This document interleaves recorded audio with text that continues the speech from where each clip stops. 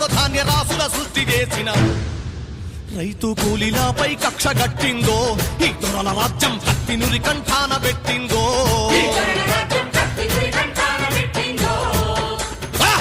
హింస పెరుగుతున్నదో పేదోళ్ల నెత్తురు ఏరులయ్యి పారుతున్నదో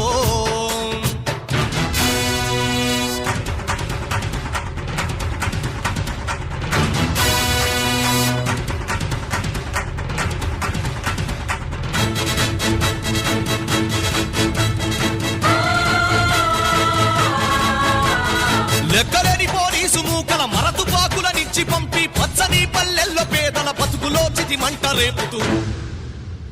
చిత్రహింసలు పెట్టుతున్నారో